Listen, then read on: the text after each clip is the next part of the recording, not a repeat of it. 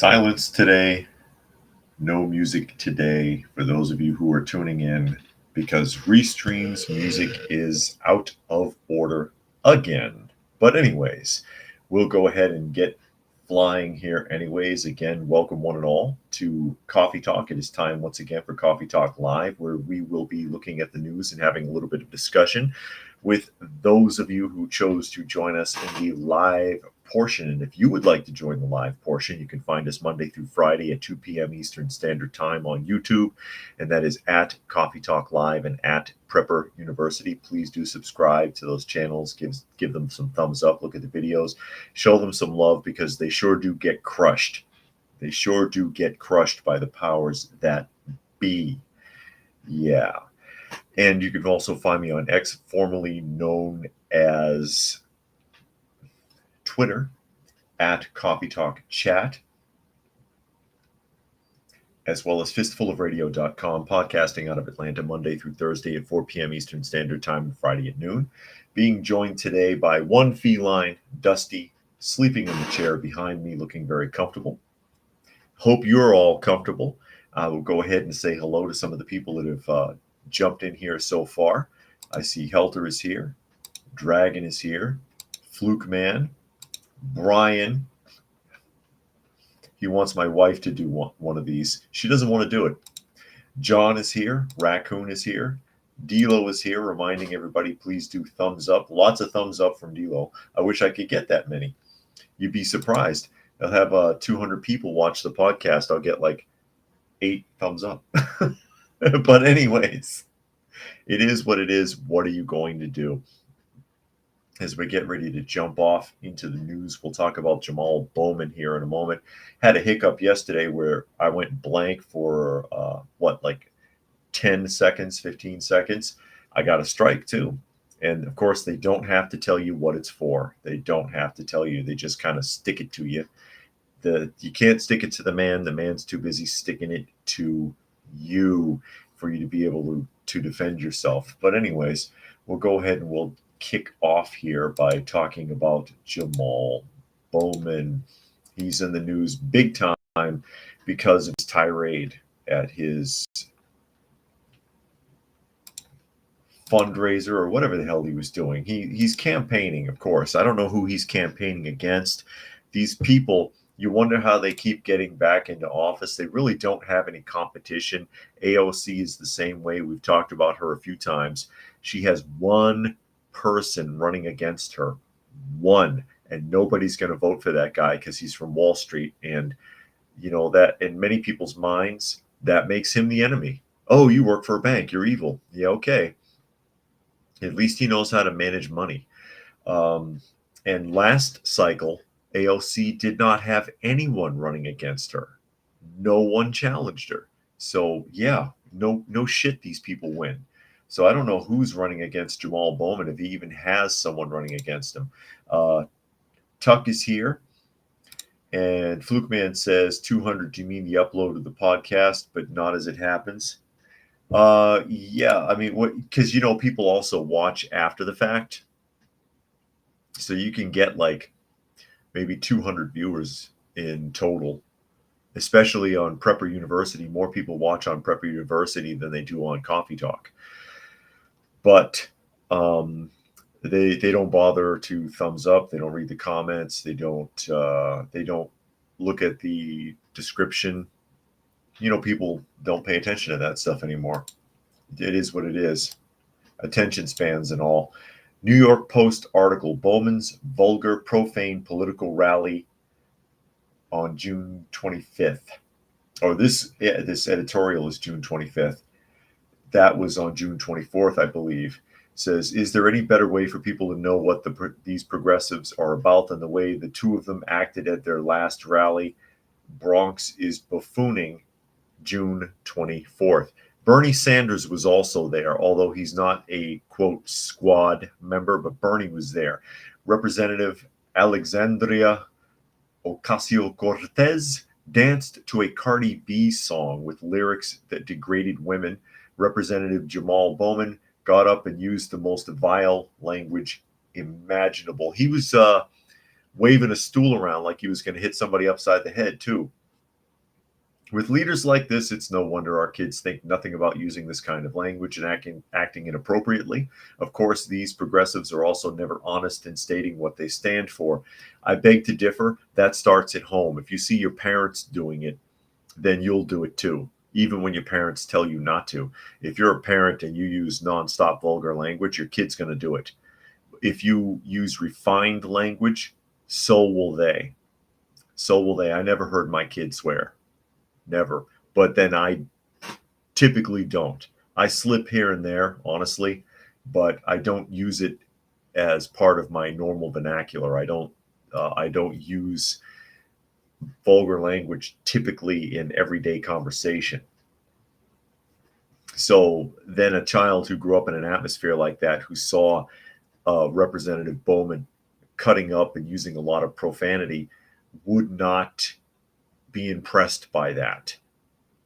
So back to the article. Think of all the good men and women who died fighting for our freedoms, and then look at these leaders. These progressives are disgraceful. The sad display by AOC and Senator Bernie Sanders in support of Jamal Bowman is regrettable. Yeah, Bernie was there. Bowman's tirade would be an embarrassing way for even a sixth grader to act the entire campaign, and the fact that Bowman was ever elected in the first place is a sad commentary on our society at large. Fire Marshal Bowman, remember, he's the one that got away with triggering that alarm, the fire alarm, at the Capitol to try to delay the voting process.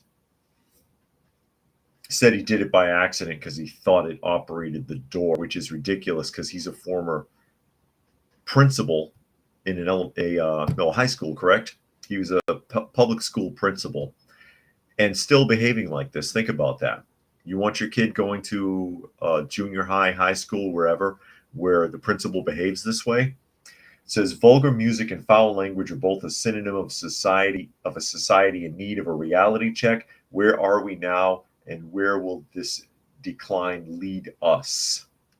Where will it lead us? And here's Bowman really quickly. This is Fox News right here. I'll cut it off after a moment, but give you an idea. Ceasefire now! Ceasefire now! Ceasefire now! We are not going to stand silent while U.S. tax dollars kills babies and women and children. Now he's going on about Gaza right there, but I wonder if he would have the same attitude if anybody came to him about abortion, because yeah, and there goes my strike right there, right? Because I believe, especially on the East Coast, that it's majority black women who go in to get abortions, and I don't think that ought to be state funded at all. Why are they trying to get us to pay for that? Because they are trying to get us to pay for that. New York Patriot is here. And Tuck says, when I have to manually search, I go to Prepper U because Coffee Talk brings up 500 other hits. Wow. See, I'm buried. And New York Patriot says he grew up in the Bronx and he's a blue collar guy. He's got a potty mouth, but he makes a point to watch what he says around the kids. And Random Blip is here. Glad you could make it. And Dragon says if he has to tell people he's the hip hop congressman, that's right. He's clearly not one. He's just a sideshow clown. That's right. He's the one that orchestrated that hip hop division, which makes no freaking sense at all. We talked about that, a couple of months ago, I believe, when that came up. And all people wants us to know Jamal Bowman's parents are Jamaican migrants. Still. And Tuck says if some regular Joe pulled that exact alarm lever, Joe would be in the J6 wing of the prison. Yeah, that's something we covered at length when that happened, because he got a slap on the wrist. I think he got a $3,000 fine and had to write an apology letter to the chief of the Capitol Police. But if I did that, I'd be facing hard time. There's no way I could get away with it. He got a pass. And 115 wants to know if I've seen that criminals are using Wi-Fi jammers and cell signal jammers now, so people can't contact the police or anyone, even turns off wireless cameras. That's why everything I have is hardlined. I don't use wireless anything in the house. Also, they used to sell those jammers. I had one when I worked for JJA to prevent people if they had smuggled a cell phone into this facility, because they weren't allowed to have cell phones because it was a halfway house. And it's just a little, looks like a little walkie-talkie with like 3 antennas on top. And you used to be able to buy one on eBay. It's harder to get now, but yeah, you can screw up cell phone signals and stuff with those things. Helter says, can you imagine Benjamin Franklin acting like this, or anyone in Congress up until about the turn of the millennium acting like this? Till about the Obama administration, you mean? Till about the Obama administration. This is where, I mean, everything looked good for a long time. And then from there on, it really feels like it's gone nowhere but downhill. And Monkey's joined us today. Thanks for popping in. Prime Mover says sometimes they pull fire alarms to see if a gumball will come out. I understand this guy. Don't diss. Yeah, there you go. Looking for gum, huh? The gum is stuck under the desk. Let me see here. It says the Post thought AOC and Bowman made buffoons of themselves because they played rap music by Cardi B at their political events. So what? Cardi B is from New York. What were they supposed to play? Willie Nelson. How about you play no music? Or you can find somebody who is from New York that doesn't have like really vulgar, sexually explicit language in their music and their rap or whatever the hell they're doing. You could find somebody, okay? Every black performer doesn't sing vulgar music. You can find somebody. So there you go. They go on to say here, the lyrics to the song prove how illiterate Cardi B is. The rally and all was a disgusting spectacle. There is a stronger word to describe them than buffoons. It says AOC, Bowman, and Sanders are prime examples of classless, foul-mouthed do-nothings. Does Bernie Sanders use foul language? I don't know if I've heard him do that. I've heard AOC and Bowman be really foul-mouthed and nasty. I don't believe I've heard Bernie Sanders speak. I could be wrong. I think I would hope so, as old as he is. I would hope so. Let me close this because it's causing a problem. I would hope so, as old as he is, that he would be a bit more reserved with his language and his speaking. Tuck says that he had wireless cameras and some of his neighbors were constantly trying to access them. I tossed them and bought more 9mm. Yeah, everything we have is on Ethernet. I don't like wireless, which also makes me wonder why the hell I have so many connectivity issues. So when I get in here, is it Restream? Is it YouTube? Who's messing with me? Who's messing with me? Tuck says lots of hip hop creators in New York. It doesn't even have to be hip hop music. There's all kinds of music that they could access for all sorts of different crowds, but that's the angle they're looking for. That's the angle they're looking for. They want to pander to a lowbrow society. They want to pander to lowbrows. They want to lower the standards and lower the standards and lower the standards instead of setting the bar higher.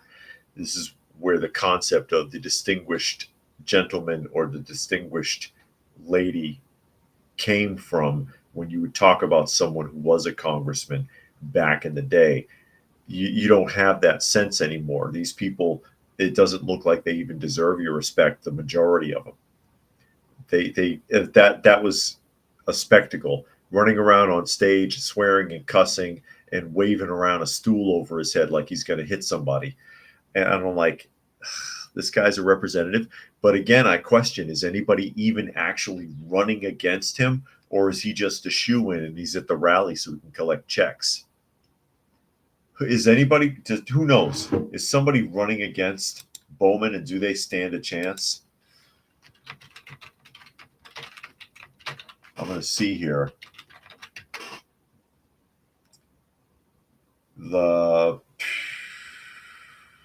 I can't open that because it's a New York Times article, and it's going to get where it's going to get really weird.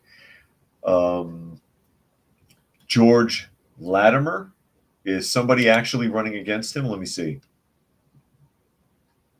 Somebody named George Latimer, it looks like. Tense battle on the 16th Congressional Representative Jamal Bowman challenged Westchester County Executive George Latimer. It's the most expensive congressional primary in history, with about $25 million raised and spent. If Latimer wins, he would be the first challenger to successfully unseat. The districts include Co-op City and Wakefield in the Bronx. Okay, so this guy's a Republican in New York. He's not going to win. They'll bury him. They'll bury this guy. So George Latimer, at least somebody's running against him. At least somebody is actually running against him. But and like I said, there is somebody also running against AOC, but big deal. And last time, as I pointed out, nobody even ran against AOC. She just walked to the polls. It's ridiculous. And then you wonder how come these people stick around for decades. You wonder how you end up with Bernie Sanders being in politics for 186 years. I mean, or no, I exaggerate. Obviously, he's not quite that old, but that's how you end up with people like Biden in politics 50 years now, with nothing to show for it, and makes it all the way to the presidency. Cyberjack Sr. has joined us today, and New York Patriot says that he's from New York. He doesn't listen to Cardi B. Her music is garbage. And New York knew who it was. New York Patriot said it was George Latimer. Yeah, I just figured that out. Oh, he is a Democrat then. New York Patriot says he's not a Republican, he's a Democrat. I must have misread that. Okay. Still, I mean, does it look like he has a shot? We'll see. Flukeman says they had a conversation with a friend. He's going to vote for Labor. It's equivalent to Democrats in the UK election. Believes Labor cares about Brits, even when I told him Labor will allow illegal immigrants. You can't be. The problem is that you can't vote based on. You can't vote based on party. That's one of the biggest problems. Is a lot of people will just throw in with a party. They'll vote right down a party line. You need to vote based on whether or not you believe that person is going to do the job. I don't care what their personal beliefs are. I don't care how they feel about this and that. Are you going to do the damn job? And are you going to do it right? And are you going to be honest about it? Most of these guys, the answer is no. No, they're not. But it remains to be seen. It remains to be seen as we jump around here. This is an article that caught my attention simply because of what this guy says in the Senate hearing. Pet peeve, here it comes. This is from the 74, is the name of the news agency. It says U.S. Senate hearing says extremely low pay is main reason for teacher shortages. Extremely low pay, I beg to differ. Remember, and you'll be hard pressed to find any teacher that says that they don't deserve more money, but that's what everybody says in every job. Teachers do not get extremely low pay. I'm sorry, they just don't. That is not the truth. It varies from state to state depending upon the cost of living, but they get a decent middle class wage. They really do. They get a decent middle class wage. And they know what they're getting themselves into because they're working within a system that's just bullshit. Honestly, the public school system, they're walking into that knowing it's a disaster. You know it's no good. You know these kids aren't going to learn anything. You know you're not going to make a difference. You chose that job because you wanted that middle class income. And then you sit there and complain you don't make enough. And everybody loves pandering to that. I don't agree with it. I don't agree with it. So here we go. It says the only reason John Arthur is able to be a public school teacher is because his wife makes much more money than he does. Arthur, the 2021 Utah Teacher of the Year, testified on Thursday at a hearing in the U.S. Senate Committee on Health, Education, Labor, and Pensions on the challenges facing public school teachers. Arthur, who is also a member of the National Education Association and holds national board certification. So he's bought all the way in. He's bought all the way in. He's one of the boys. He's a poster child here. The main reason for both teachers leaving the profession and parents not wanting their children to become teachers is that the number one solution to addressing the issues is to increase teachers' salaries, says Arthur, who teaches at Meadowlark Elementary School in Salt Lake City, Utah. All right. Here's the thing. Here's the thing. The third largest thing, is it the third? Third largest thing paid for in this country. First is Social Security. Second is interest on the national debt. And the third biggest payout from state and federal governments is public schools. And it's a failure system. The reason that you are having a teacher shortage is because you fired half of them for refusing to get the jab. And you haven't hired them back. Okay? That's what happened. You fired them. You dismissed them. You got rid of nurses. You dismissed nurses, firefighters, doctors. You dismissed EMT workers. You dismissed anybody who was on a state payroll who refused to take a jab, and then you whine that you have shortages. Not just teachers. Okay? Not just teachers.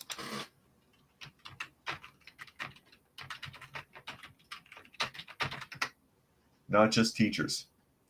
And I'm going to tell you here right now, because I just pulled it up. I'm curious. Let me read a comment here real quick, and then I'm going to tell you something. Tuck says they've been whining about about teacher pay since before they started school, and none of the teachers ever lived in our lower class blue collar neighborhoods. He's complaining that he does not make enough money because he's an elementary school teacher. Okay.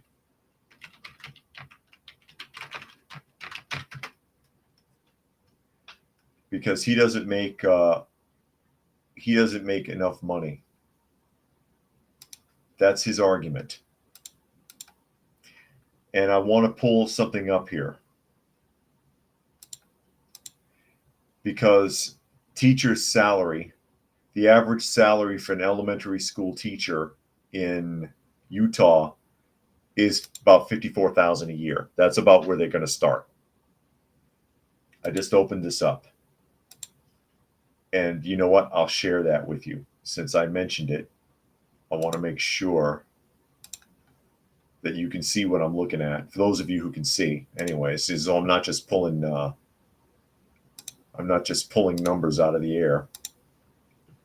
Here it comes. Something anybody can look up. That's not a bad wage. That's not a bad wage for 3 months off every year or 2 months, however long. And in many places, they're eligible for unemployment during that time or some other benefit. It says here also, let me expand that really quick here. It says on average, they actually earn around 60. You see this on the right. And that's the Tribune article, but I'm not going to open it. Salt Lake City area, around 60,000. So 54 to 60,000. This guy's been there for a while. He's making more than 60,000 a year. Oh, but he can't survive because the only reason that he can The only reason that he can even afford a peanut butter and jelly sandwich apparently is because his wife makes more money than him. Must be nice. I would challenge him to take a look at how much he spends if he has no money, because that's not a bad salary. It's a crappy job. I'll admit that it's a crappy job because your hands are tied as a teacher because you have to bend to the socio-political politics that are enforced by the public school system. And B, children are evil. I'll never work with kids again. And I've got a lot of experience with it, unfortunately, and my degree is in there, with early childhood education and such. I've been the director of a daycare. I've been the director of a YRC2 for juvenile justice.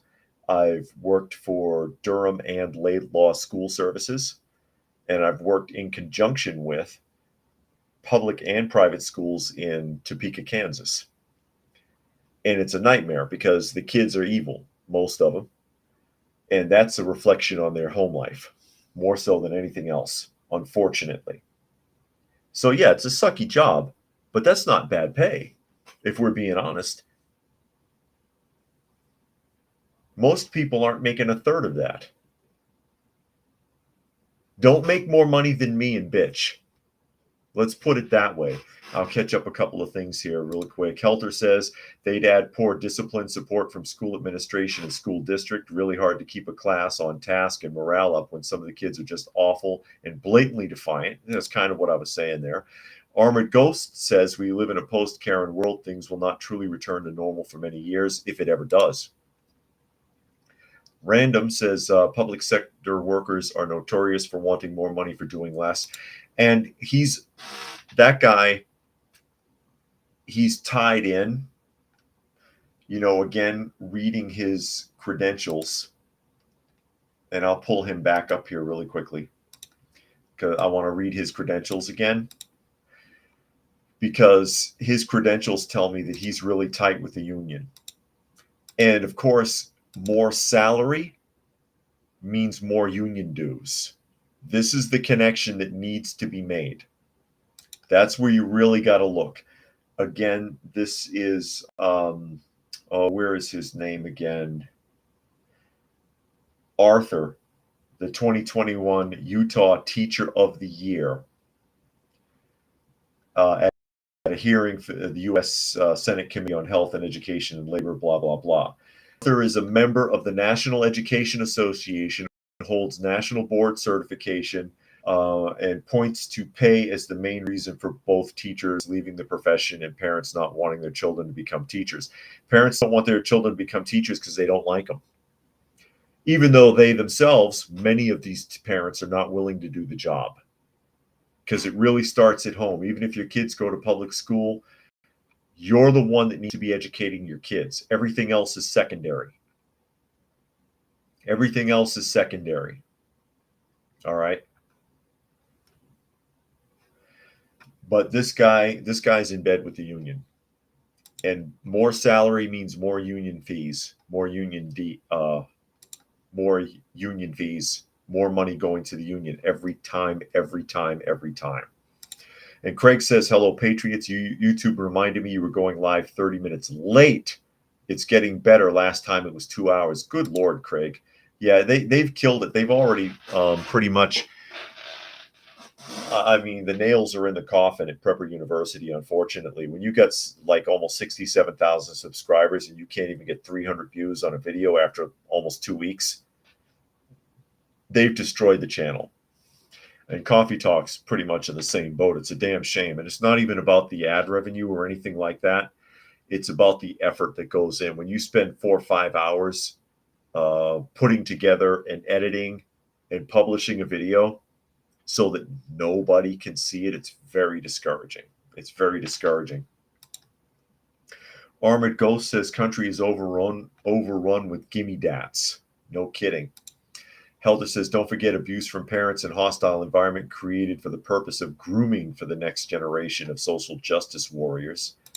And Monkey says, once you get in the 50,000 and above range, assuming cost of living is an equivalent of what 50,000 is like, it is doable to live off. Yes.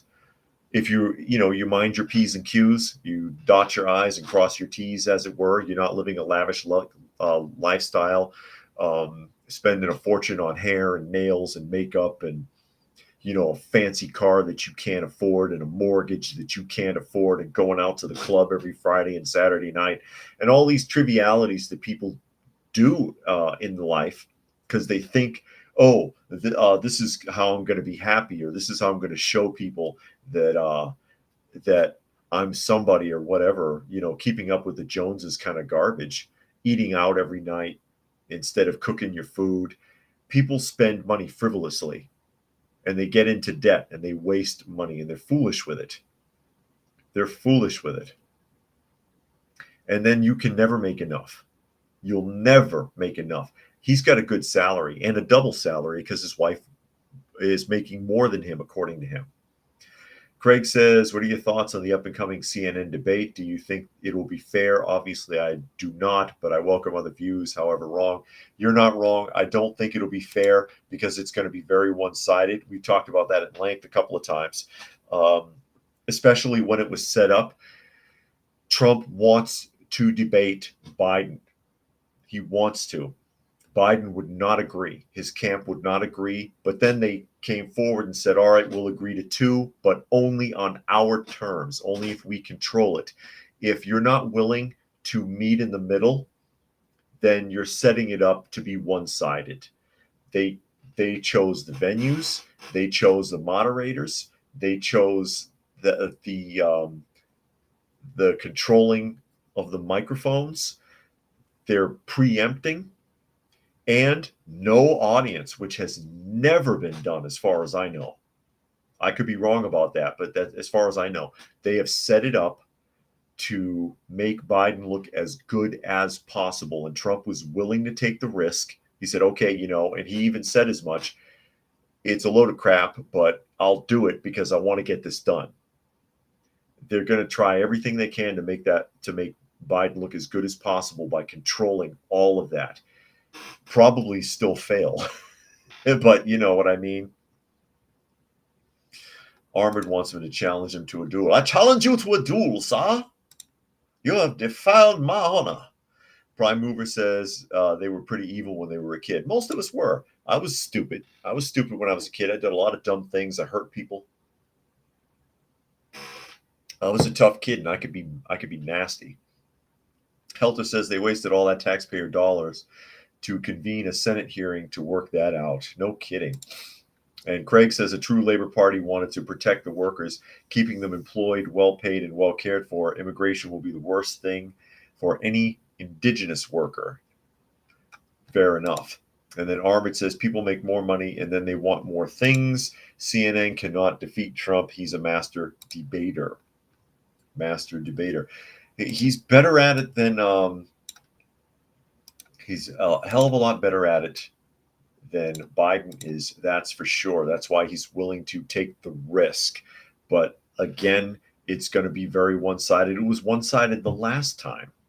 And you might even remember it during the debate where he said to the moderator, should I just start directing my questions at you since you're the one that seems to be answering them? What are we even doing here? I ought to be used to it. It's embarrassing. But he still won 81 million votes, folks. 81 million votes. Are there that many people in the country registered who are still alive?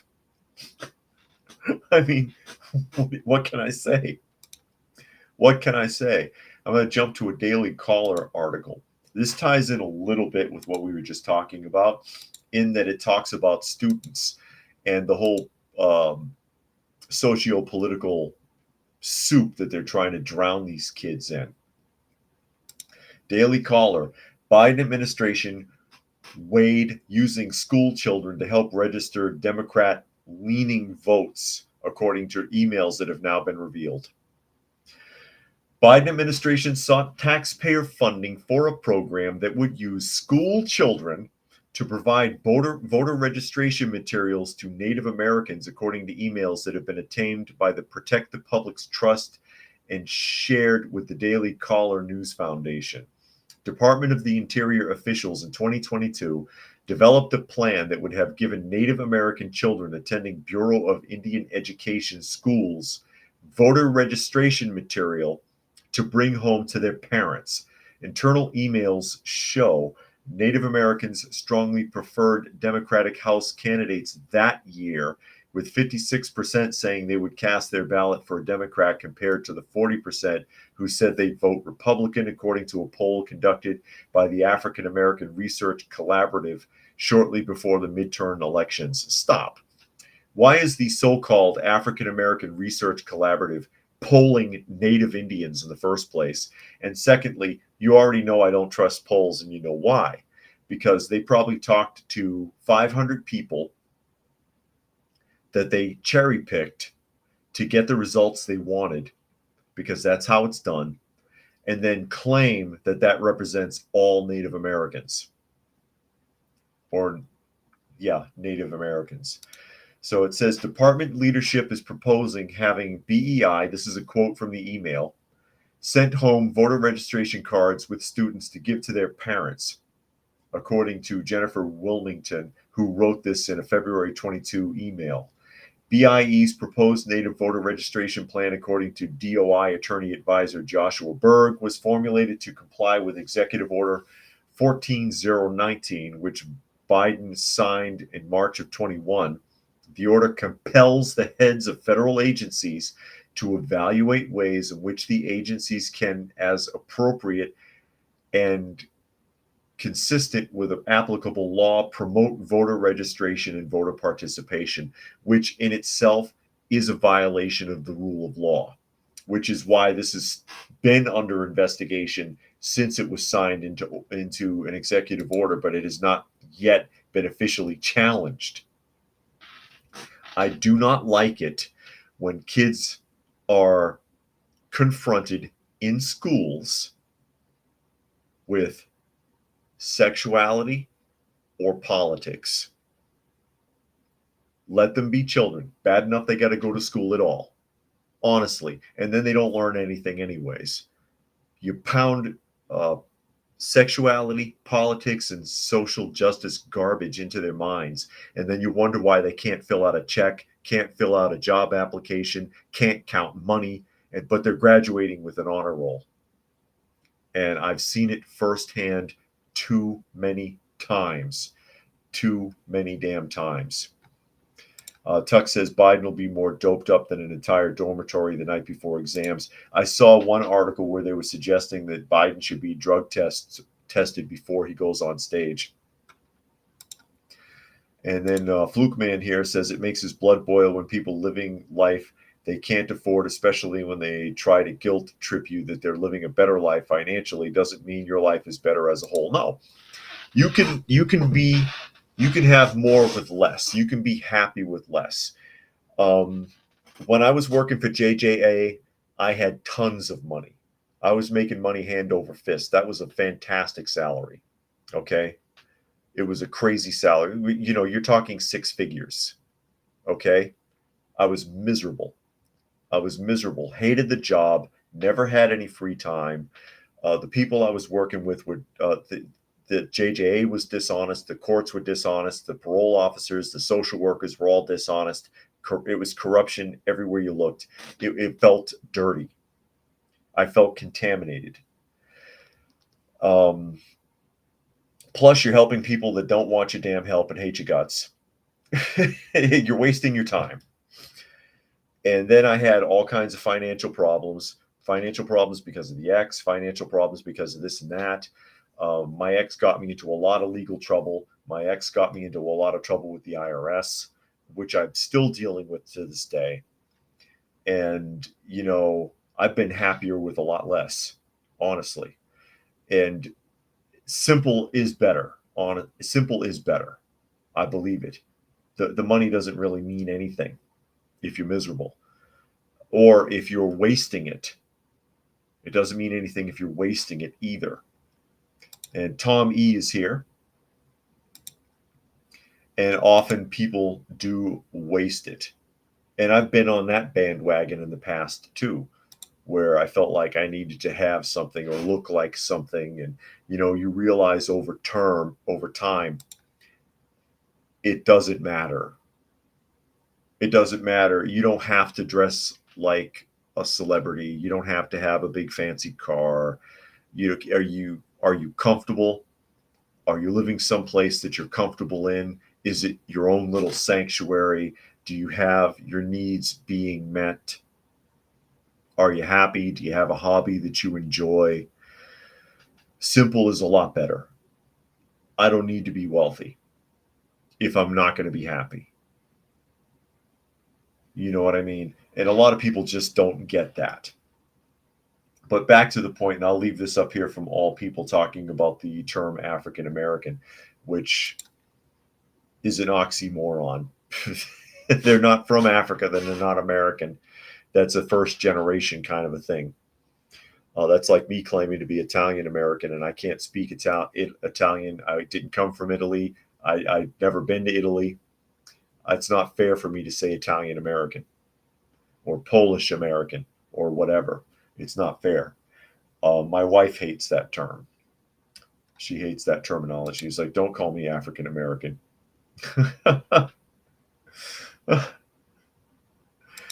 And Raccoon says, how did you rise above your childhood woes, court cases, crappy jobs to be the nice person you are today? I'm still bitter about my childhood.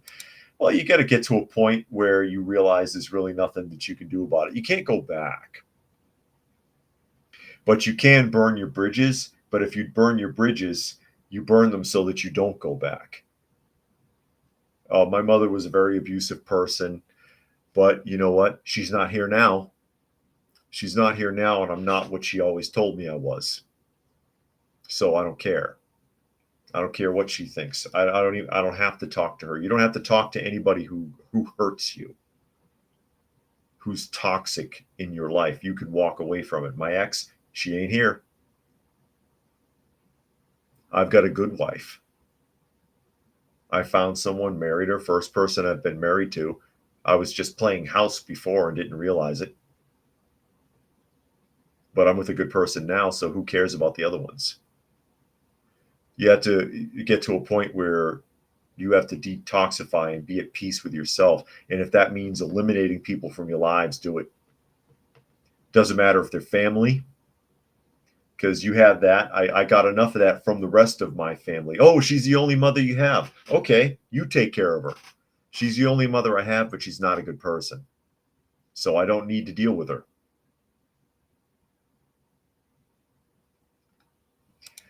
Fluke Man says, you said people can't count money in hundreds of videos. Always thought it was an exaggeration, but saw a video of a Walmart employee refusing to count the money on the counter, probably fake or not.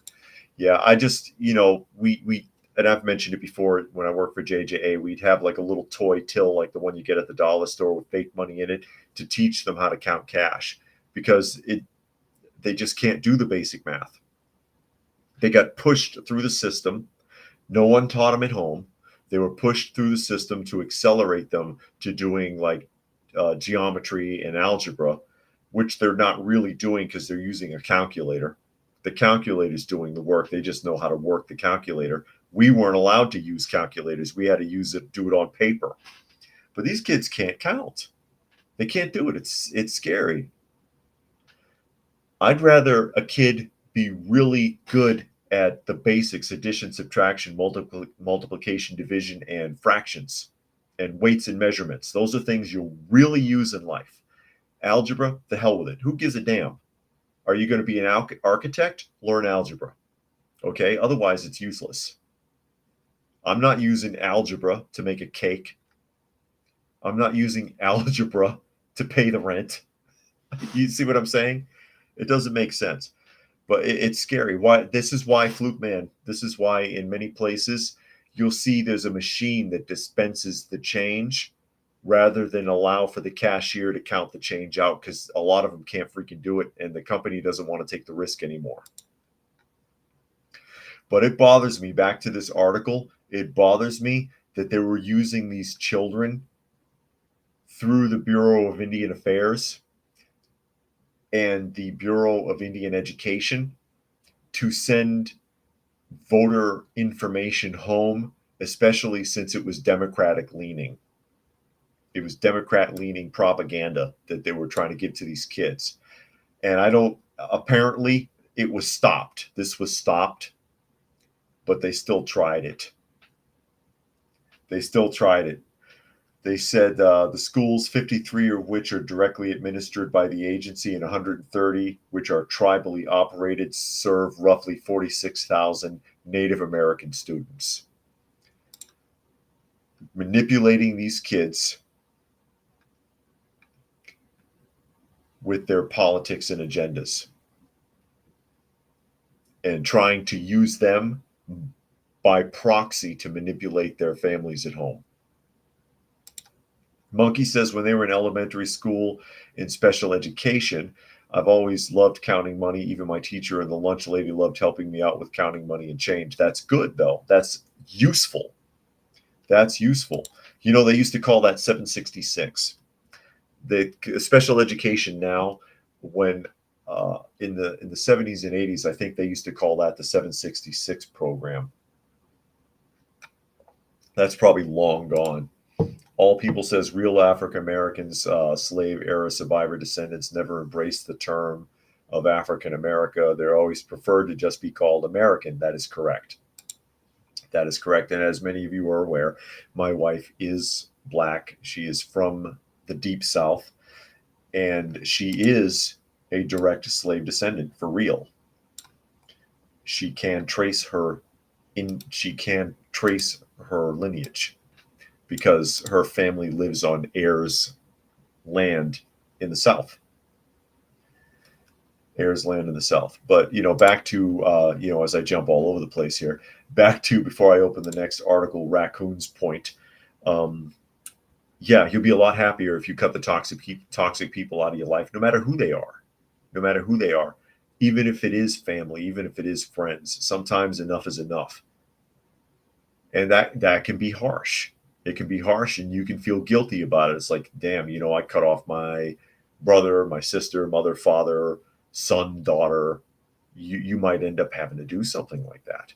And then people will, where what it will bother you is where people will try to make you feel guilty about it because someone else has something to say who probably wouldn't tolerate it themselves because they didn't have to put up with it. Like I said, I went through that with my with other members of my family, aunts, uncles. Oh, that's the only mother you have. Yeah, okay. But you knew she was beating the hell out of me. You knew she was crazy. You knew she was violent. Where was your help then? But your advice to me now is to allow her to continue to be abusive towards me and just subject myself to that. No, I refuse. I refuse. That's why I don't talk to my exes either. And that's an important point also. You have an ex-boyfriend, girlfriend. They're an ex for a reason. They cannot be your friend again. I can't stress that enough. Oh, we can still be friends. No, the hell you can't. Something will come up sooner or later that's going to cause problems. Over is freaking over. That leaves the door open for the possibility of rebounding. And that is a bad thing. That will destroy your life. Fluke Man says, honestly, credit cards, Google Pay, contactless, making lives easy with 21st century technology are our greatest downfall. It's shrinking our brain. Yeah, all of that. I've mentioned that many times. The average cell phone. Look at what the cell phone has replaced and taken away from all of us. People can't read maps anymore. People can't do basic math. They don't even use calculators. They can't tell time. They can't read a face clock. They can't read Roman numerals if the Roman numerals are on that clock. Do they teach Roman numerals anymore? They don't. They can't follow directions. They can't, the phone has replaced so much. But yeah, with each technological advancement, you lose more. You lose more. You look at hell, 50 years ago, your average Boy Scout could throw together a fishing net. I bet you the average Boy Scout nowadays can't tie their shoes properly. Monkey says, yeah, this is when their autism was really bad. Now they've mellowed out. This is the only time public school helped out. This was a rural public school. Okay, so they weren't overwhelmed with extra students. As we jump around here, I got another article real quick from UPI News. I thought this was interesting. Cyber attack cripples U.S. auto dealership operations. So thousands of car dealers in the United States are struggling to handle virtually all areas of their business, including sales and services, because their software vendor was hacked this week. This ties in with what we were just talking about. Not too long ago, almost everything you did at the auto dealership was all paperwork and telephone calls. And now, since it's all computer operated, one hack changing one thing at a service provider screws up thousands of car dealerships and they can't get their business done. Think about that. I went to, in the early years, when I took computer courses in the early 90s, and this is before they even had a mouse. The mouse was not standard yet. And if you needed to navigate through pages, you had to use the F keys. That's what those F keys on the top of the keyboard are actually for, navigation without a mouse. And there was a woman that was in there that used to work for Sears, and she worked in the credit card division. And what she did was she explained that she worked in like it was like a warehouse, like the size of an airplane hangar, with bins all in rows, these huge bins with the name of a state hanging on a big sign, a big square sign so you could see it from 4 angles, hanging over the tops of the bins from the ceiling. And there was a call center. And when somebody wanted to run a Sears credit card, this is how this used to work. Because you remember back in the old days, some of you probably aren't even old enough to remember when a credit card, there was no card reader. You put it on this big metal plate and you put a carbon paper on top of it, and you ran a handle across that slid over the credit card, and it made an impression. And then you would fill out that slip like a check, and you'd give a copy to the customer, and you'd take 2 copies, one for the register and one for the file. But you would also make a phone call, and you'd call into the call center. The call center would take the name and the card number, and they'd write it down, hand it to one of the runners. The runner would run to the state the card was issued to, look at the sign, run to that cube, and all the people would be in that file, in that cabinet, those cabinets, in alphabetical order underneath that state block. And that was her job. She'd run, pull that person's file out, and keep a handwritten ledger of their credit to report back to the person that was on the phone whether or not they could swipe that charge. And it was all people handled that. It was all human managed. But now technology's replaced all of that, but this entire system is crippled because of a hack. Helter says, I'm sure the company's IT team asked for cybersecurity funding repeatedly, and the all-knowing leadership probably said no to cut costs and boost profits. That's possible. And Nature Nerd says Ronald Reagan was the one that released GPS to the public after a plane accidentally went off course over the USSR rather. And then Dragon says, excuse me, dealers need to go back to old school paper contract, too much digitization. We're not going back that way. It won't happen. But back to the article after the old school lesson about how credit cards worked. CDK Global, a company that provides auto dealership software for managing sales and other services, was shut down for the 3rd straight day as of Friday after cyber attacks crippled the platform. And it's still down. Bloomberg reported a group claiming to have hacked the system, demanding tens of millions of dollars, and the company intends to pay the amount, but discussions are subject to change. A Bloomberg source said the hack is believed to be based in Eastern Europe. Roughly 15,000 car dealerships depend on CDK, the dealer management software, to run their businesses. That includes payroll, inventory, customer relations, and office operations. Dealers also line up with financing and insurance with the system. So there's no cars being sold. Employees can't get their checks. That is a disaster. That's too many eggs in one basket. Now, the real reason that the dealerships are willing, or CDK is willing to pay this, is because they'll get the money back.